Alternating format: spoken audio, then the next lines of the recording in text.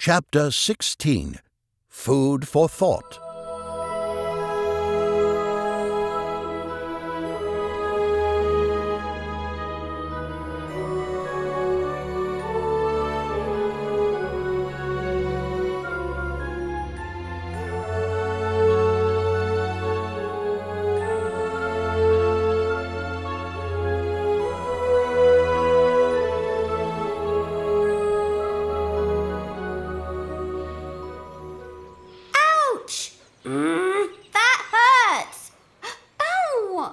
Quiet thyself, thou whiny thing. It's like listening to claws on old planks. The starling bird, who was perched on an oak bough not far away, mocked Ruuna's brave whimpers as she tried to hold fast, though she herself wasn't in the mood to take such a charge. Oi, I wouldn't have to be so loud if you didn't tug me into that mud in the first place. With her paws still bound together, Ruuna had found herself sat inside a small thicket hut with a finely thatched roof that was hanging off the trunk of the large oak.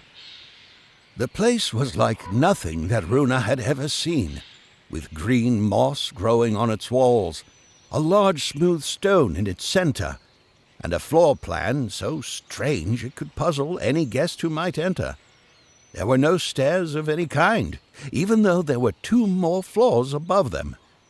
As she looked harder, she could see small white figures, bottles of colored liquids in all variety of hues, and small earthenware pots of what one could presume were ingredients for food, all neatly arranged on shelves attached to the surrounding walls. This small hut served as a kindly home for a lizard girl, the same maiden who was helping to stop the bleeding on Ruuna's cheek. Ruuna kept rousing about as she tried to take in more and more of this wondrous place, but this caused trouble for the little maiden as she tried to wrap the bandage. Right. Hold fast, little one. Not much longer now. All right. As the little lizard began partially tying the bandage up, a curious hum emitted as her tying came to a slow, as if she were forgetting something. Oh, I know. This will certainly help. Ruuna watched the little wall lizard as she took off and up a close-by wall, now on the search for something on one of the upper shelves. There were many thoughts that flooded Ruuna's curious mind, now that she found herself steady, but she only had the courage to ask just one. I've never seen a creature like you before. What are you? Annoying. The distant starling voice crossly called just outside. With one of her webbed paws on her hip, the little lizard pulled an indignant face in the direction of the bird's brash voice. Humph! Well, I'll have you know that without my annoying self, your wing would still be broken to this day. Right, I'm sure. But with the pain thou causes, I could swear they're trying to make it worse. The lizard's brow furrowed deeply at the remark, but remembering that her mouse patient was watching, she stowed her disdain for the moment as she resumed her search. Oh, don't you mind old Plnder there. He'll get grumpy at any creature who would try to help him. To answer your question before, I'm a wall lizard and a healer at that. A healer? Mm-hmm. I've made it my life's work to help creatures who've gotten themselves hurt. Now, where is that beaker? Aha! Now with a beaker of golden ale in her tail, the strange lizard healer quaintly returned to Ruuna again. She was a neat little thing, wearing a simple yet torn thin turquoise gown, a white apron with nary a stain, and a thin rope tied around her waist. Dangling off her rope was a set of iron shears, some different cloths, and a small pouch to her left. Ruuna wanted to ask more of the different yet diminutive creature, but her mind was distracted when she began ministering.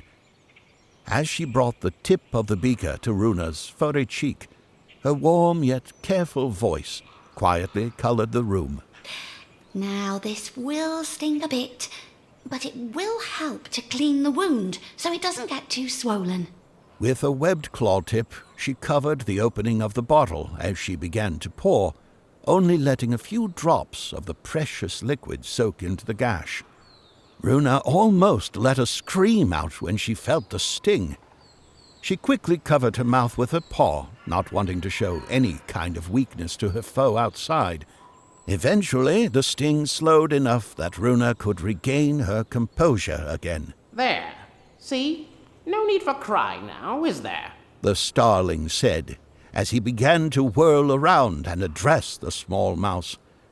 With eyes like fire, she stared at him, ready to bout some impassioned words at him, only stopping herself when the wall lizard made a hushing gesture with her webbed paw.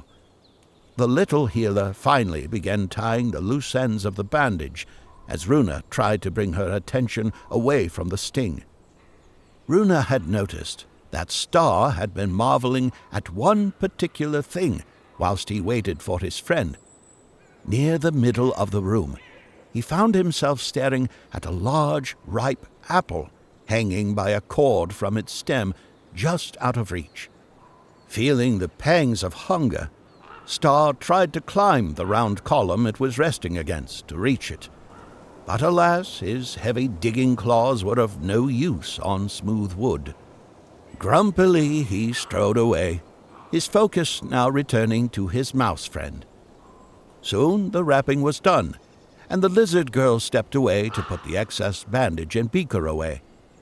Star had spotted Ruuna's neatly tied bow atop her head and began to let out a childish laugh. Masarana has a funny bot up your bean. Ruuna blushed as she reached to the top of her head, searching for the bow that Star had noticed. With her paws, she felt that it was a neat, voluminous bow, resting on top like a well-wrapped gift. Oh, I didn't want it tied like that. Why not? You look pretty with a bow on your crest. What if I said that it looks just like a butterfly's wings after he's landed to rest upon your head? Really? I guess that would be all right. Ruuna said, trying her hardest to hide her gleeful tail wagging. Right then. Now that thou is taken care of, follow me to the kitchen. I've waited long and hard enough for a good meal. Come now, on thy paws. Grumpily, Ruuna shot a glare towards the voice. She pushed herself off the bench and tried to stand upright, stumbling forward only a few paces before accidentally bumping into the young healer maiden. Oh, are you all right, dear? You still look a little woozy. Don't worry, you'll be all right. You just need a little rest is all. Impatiently, Plnder took charge of the situation, a note of self-righteousness hidden in his voice. No time for that, I'm afraid. I brought thou up here to help me make a nice snack, and I'm not about to wait another moment until I get such a thing. With a kind, funny smile, the little wall lizard helped the young mouse to her paws again. You're stronger than you look, little one. And remember, don't let his brashness scare you. Stand up for what's right. The lizard said, as she knelt to Ruuna's height for an unexpected yet comforting embrace. In a faint whisper only Ruuna could hear, the healer made her thought known. When the time is right, ask him of his daughter. But be cautious. He gets quite touchy about it. Again standing, she stood aside as she led Ruuna and her mole friend to the entrance wherein the Starling bird had been waiting. He stood aside to reveal a small thicket basket with a large hoop arcing over the top. Though it wasn't as large nor as finely woven as the basket before, it seemed as if it was just large enough to comfortably hold 2 heavy cherries. Climb in. The smaller basket will act as a flying cart for you as we glide across to the next tree. Oi, not again. Ruuna was at ends with being up so high, with nothing more than thin woven strands and misty zephyrs between her and the cold earth below. You wonder about it, will you? Star asked, unsure about the smaller space and the uncertain nature of his mouse friend Ruuna. Nay, thou shalt be safe and secure in this basket. Now thee, climb in. The bird's unwavering voice sparked a new bravery in the little mole. After eagerly climbing in, he offered a firm digging claw to steady Ruuna as they prepared to take off. With the two smaller creatures now settled in the basket, the starling unfurled his large, powerful wings. Flap, flap, flap! Suddenly he was off like a loosed shaft. With gusts of wind surrounding them as a windstorm, they watched as the bird soared around a nearby pine and back towards them. Now, ducking down to protect themselves, they watched and felt as the starling's talons snatched hold of the basket and jerked it hard into motion.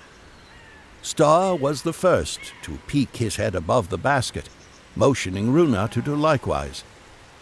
Together, they stared out as they flew through the skies, eventually looking back at the quickly disappearing lizard home in the distance.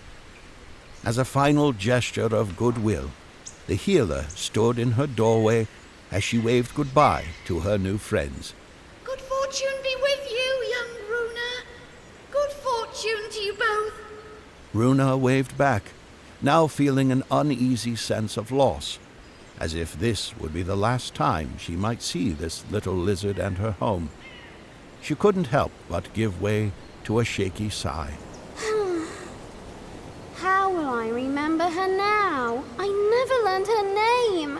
Looking at Star now, Ruuna could tell that he too was sad to see the little place disappear behind them. It was a very busy morning in the town of Burrowside.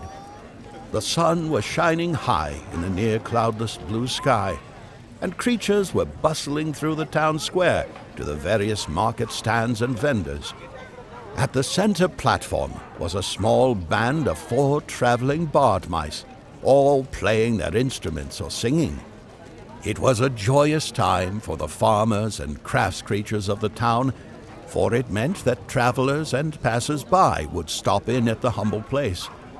Among the busy crowds were Harriet and her daughter Daffodil, along with Lilac and Rosalind.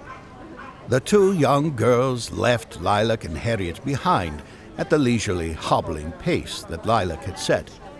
They reeled toward the center platform, which the 4 mice were performing a song fondly called Rokfel. There once was a rat who sailed the seas. His ship was built strong as they be. In search of the land made of honey and gold, he searched the vast seas before the great cold. One day the dawn broke, as clear as could be. He saw a great sight, under ship 2 or 3. A great battle broke, and the ships were to crash. A hero he'd be, but it was not to last. As he ventured forth, the great storm he saw. He knew his time come, he raised up his paw. The storm had struck him, and the ship was no more. Unconscious and wet, he washed up ashore. The land he once loved was now just in sight. As he was dragged on, he put up a fight. No beast or no creature would take him alive. He got himself free, he found to survive.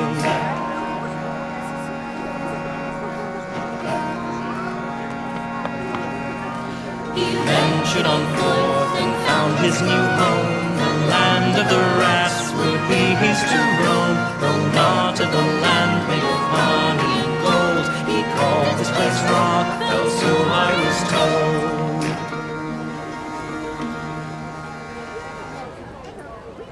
told. Lilac and Harriet had now caught up to the 2 dancing daughters that had been enjoying the ditty.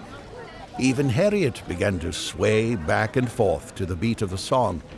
Lilac smiled softly and would have joined in the fun, but her back was in near agony. After the tune had finished, Harriet called the 2 young ones over again. All right, you 2. We've had our fun, but now we must get to our shopping. Oh, but I was having so much fun. Can't we stay a little longer, please? Harriet shook her head as she knelt to meet her daughter at her height. Maybe next time they will come again, and we can stay for longer. But for now, we need to finish up so Lilac can get to bed again, okay? Okay. That's my little flower. Why not stick close to our ailing friend and give her some support? All right. Daffodil now hurried over to Lilac and offered herself as support, though her wiggly and energetic frame would make it hard to do so. Soon they were finished with their shopping at such places as Veggie-Tail Produce and Steady-On Bread and Biscuits, which had exceptional butter scones and jam, and now were headed back home. Lilac's aching back hadn't eased much the whole day out, and what's worse, Daffodil was pulling away more quickly than she could pace.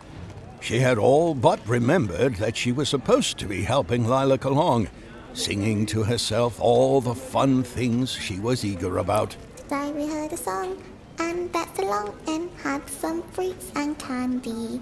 Now we're walking back home and I am helping my friends and family. Oh, Dilly, could you please slow down? But Daffodil was too excited to hear the pleas. Just a bit. I'll go eat some supper and play with my toys. I'm my friend's sister. Yay! Abruptly, Daffodil twirled off speedily in her excitement and accidentally put Lilac off balance. Oh! Not even her walking cane could save her as she came crashing into the earth. Harriet rushed past Daffodil to help Lilac up again, passing a disapproving glance. Daffodil now knew her mistake. She rushed over to join in the aid of helping Lilac to her paws again. She saw how Lilac was now the picture of misery as she found her balance. Oh, I told you to slow down. Oh, why didn't you listen? Oh, now look. All my wares are all dirty and covered in rubbish. Oh, I should have your toys taken away for the night. Daffodil had sorrow drowning her ears to a droop and her eyes to puddles. I'm sorry. Really, I am. I didn't mean to cause you to fall. Please don't take away my toys.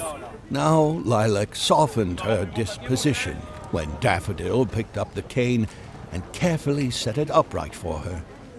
Now clutching it and using it for support, she addressed the small mouse again. Oh,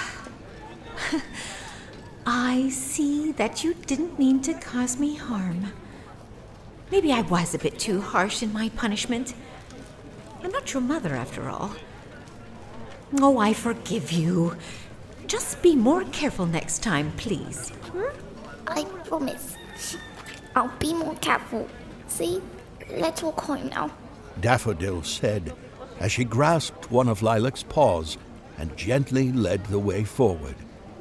Lilac and Harriet shared a look of subdued relief as they continued their trek home.